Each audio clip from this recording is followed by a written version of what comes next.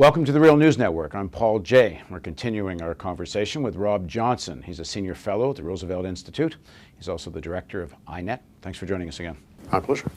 So for those of you that watched us during our last fundraising campaign, we have a new tagline we're rolling out this year. And the tagline is, don't roll over, take over. And we're going to do news for people who want to take over. And so what I want to ask you is that, lobbying, people need to lobby, but, you go and you lobby on the Dodd-Frank finance bill, and you try to lobby on regulation, which people are doing and should do, but you're up against, 50 to 1 in terms of Wall Street lobbyists versus people trying to lobby for real reform. So lobbying needs to go on, but people also need to have clear idea of demands they want from the system, demands they want from the politicians, and things they should be doing themselves. So start with that. Like, what kind of policy would make sense for ordinary people to be demanding? I would say the first thing is public financing of elections.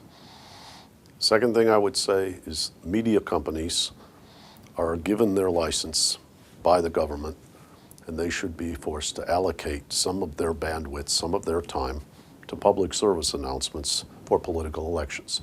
What I'm essentially saying is it's very hard to stop the money flow into politics, but you should stop the need for a politician to have money in order to get elected, in which case the politician will represent people more and special interests and lobbyists that come with money less.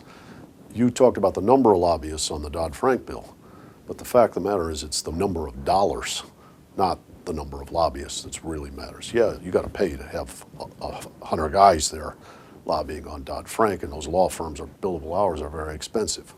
But it's the hundreds of millions of dollars of campaign contributions, media programs, and lobbyists that those people can afford that the citizens cannot. And we've got to change the rules of the game. And of course, the Supreme Court decision recently. Citizens United made it worse. Made it worse. And significantly worse.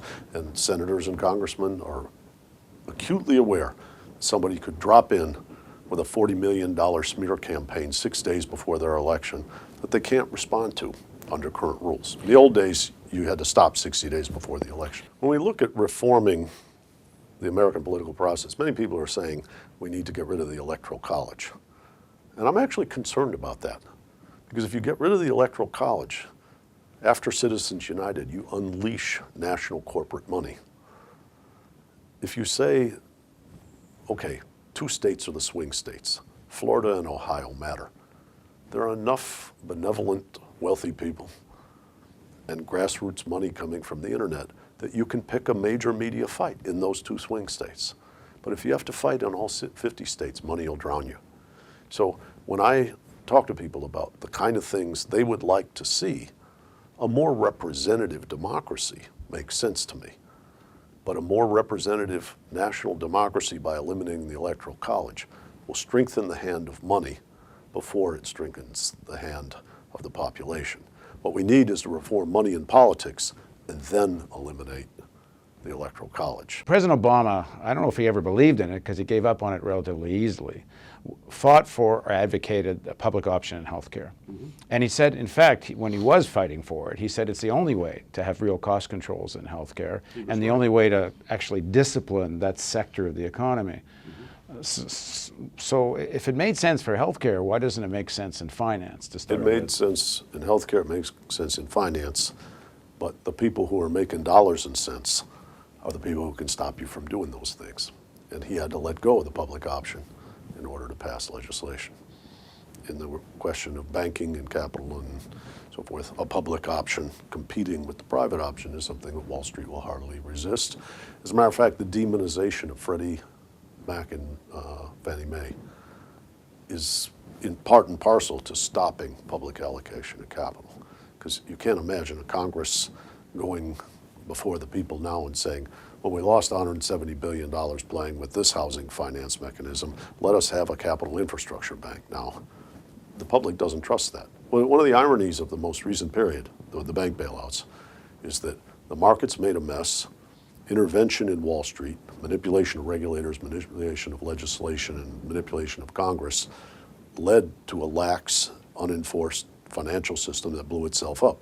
Now everybody blames the government And they want less government, which probably means you get more of that willy-nilly out of control financial system. Well, that's a really important point, because at the really sharpest points of the crisis, there was lots of talk about possible nationalizations and possible role of a public interest type of banking. I think it's a bit surprising that the American people cannot do what I call comparative economic systems. Everybody says, oh, the Chinese are kicking our butt.